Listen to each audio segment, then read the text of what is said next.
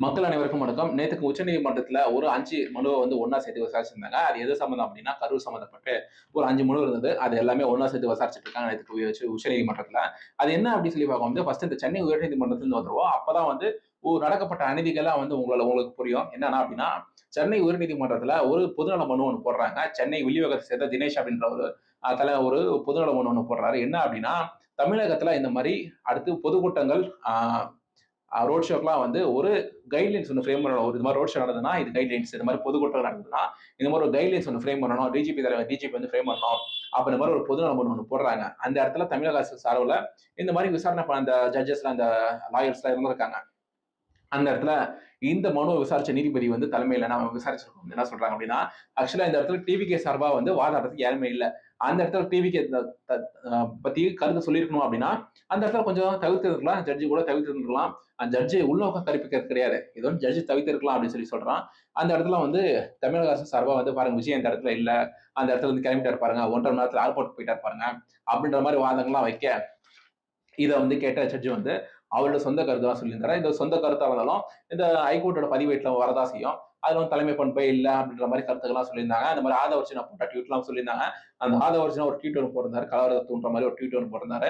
அது ஆக்சுவலா கலவரத்தை தூண்டுற மாதிரி தான் இருந்தது. அதுல மாற்று கருத்தே கிடையாது. விஜய்க்கு நடந்தது அநீதி. ஆனா இந்த மாதிரி அதுக்குன்னு இதெல்லாம் ஏத்துக்க முடியாது. அந்த மாதிரி ட்வீட்லாம் போட்டிருந்தாங்க. அதுக்கு ஆக்ஷன்லாம் எடுக்கணும், எஃப்ஐஆர் போடணும் அப்படின்னு சொல்லியிருந்தாங்க. ஆக்ஷன் அப்படின்னா ஆதவர்ஜினா அரெஸ்ட் பண்றது மாதிரி தான். அதுல ஒரு கலவரத்தை தூண்டுற மாதிரி ஒரு ட்வீட் இருக்குன்னா அது அரெஸ்ட் பண்ண சொல்லியிருக்காங்க அப்படின்ற மாதிரி தான் எடுத்துக்கணும். அந்த தொடர்ச்சியா நேத்துக்கு ஒரு 5 மனுக்கள், தமிழக அரசு சார்பா 1, தமிழக ஒற்றைக்கிழமை சார்பா 2, 13 வயசு பையனோட தந்தை ஒருத்தர் இருந்திருக்காரு. அந்த 13 வயசு பையன் இறந்துட்டான். அவரோட தந்தை ஒருத்தவங்க. அது மட்டும் இல்லாம பிஜேபி சைட்ல பிஜேபி தமிழக மாநில துணைத் தலைவராக இருக்கக்கூடிய ஒருத்தர் ஒரு மனு ஒன்று போட்டிருக்காங்க. மொத்தம் 5 மனுவை சேர்த்து ஒன்னா விசாரிச்சிருக்காங்க இதுக்கு உச்சநீதிமன்றத்துல.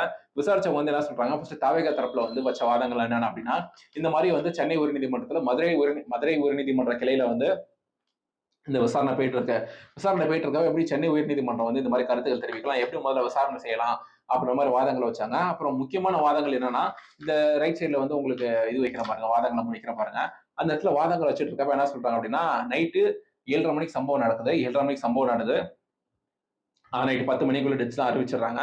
அறிவிச்சுட்டு போஸ்ட்மார்ட்டம் காலையில 10 மணிக்குள்ள, காலையில 4 மணிக்குள்ள செஞ்சிடறாங்க. விடிய காத்தால 4 மணிக்குள்ள இந்த உடல் உடல் அடக்கம் ஃபுல்லா பண்ணிடுறாங்க. இந்த செலிமினேஷன் ப்ராசஸ் ஃபுல்லா நடந்து முடிஞ்சிருது அப்படின்னு சொல்றாங்க. இந்த போஸ்ட்மார்ட்டம் என்ன அப்படின்னா, எல்லா பாடி பார்ட்ஸ்லயும் ஒரு சாம்பிள் நடக்கணும். அது இந்த ஒரு ஸ்டாம்பேட்னால நடந்ததா, கூட்ட நெரிசல்னால நடந்ததா, இந்த மைக்க ஸ்ப்ரேலாம் அடிச்சாங்க அப்படின்ற மாதிரி வாதங்கள்லாம் வைக்கிறாங்க. இந்த மாதிரி வாதங்கள்லாம் எப்படி நான் கண்டுபிடிக்கிறது அப்படின்ற மாதிரி வாதங்கள்லாம் வச்சிருந்தாங்க. ஆக்சுவலா இந்த இடத்துல ஒரு பெரிய குற்றச்சாட்டு. அதுக்கான ஆதாரங்கள் தாவேகா சைட்ல கொடுத்துதான் ஆகணும். அது நீதிபதிகள் கேட்க தான் போறாங்க.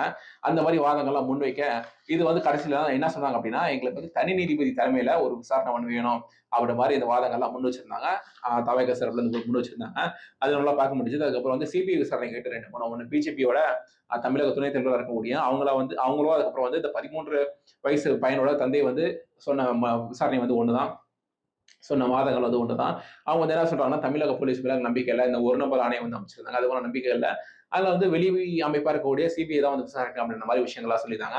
அதுக்கப்புறம் இதை கேட்டுக்கிட்டாங்க. தமிழக அரசாங்கம் சார்பா விஜய் அந்த இடத்துல இல்ல பாருங்க, விஜய் அந்த இடத்துல கிளம்பிட்டாங்க பாருங்க அப்படின்ற மாதிரி வாதங்களா வச்சாங்க. அந்த இடத்துல தாவேகா தரப்புல என்ன சொல்றாங்க அப்படின்னா, விஜய் போக சொன்னதே போலீஸ் தான். விஜய் அவங்க அந்த இடத்துல நீங்க கிளம்புங்க அப்படின்னு சொன்னதே போலீஸ் தான். அதனால இந்த இடத்துல எப்படி நீங்க சொல்லலாம், இவங்களே போக சொல்லுவாங்களாம், இவங்களே குற்றச்சாட்டு சொல்லுவாங்களா அப்படின்ற மாதிரி இந்த வாதங்களை காரசாரமா போயிட்டு இருந்திருக்கு.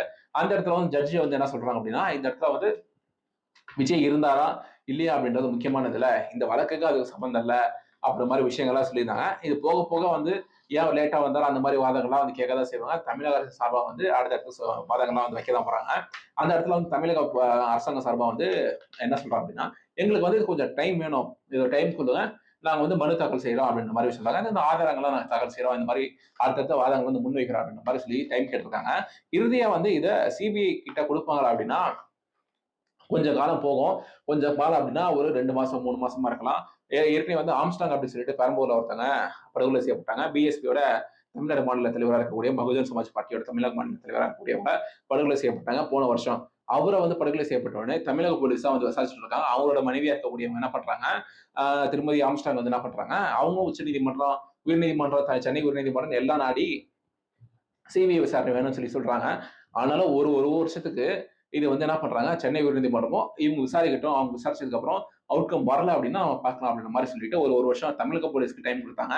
ஆக்சுவலி தமிழக போலீஸோட அவுட்கம்ல வந்து சாட்டிஸ்ஃபேக்ஷன் இல்லன்னு சொல்லிட்டு சென்னை உயர்நீதிமன்றம் என்ன பண்றாங்க, சென்னை உயர்நீதிமன்றம் என்ன பண்றாங்க, சிபிஐ தரப்புக்கு வந்து இது விசாரணை குடுக்குறாங்க. அதுக்கப்புறம் உச்சநீதிமன்றத்துக்கு போகுது. உச்சநீதிமன்றத்துல தமிழக அரசு மேல்முறையீடு பண்றாங்க.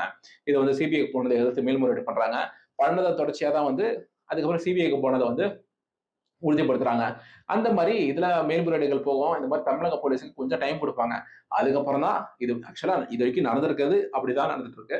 மத்த கேஸ்லயும் சரி, எல்லாத்துலயும் இது மாரி நடந்துட்டு இருக்கு. இந்த நடைமுறைகளா இருக்கு. அதெல்லாம் கொஞ்ச நாட்கள் போனதுக்கு அப்புறம் தான் குடுப்பாங்கன்னு சொல்லி நான் நினைக்கிறேன். இதுதான் நேத்து கரூர் சம்பவம் தொடர்பா உச்சநீதிமன்றத்தில் நடந்தது.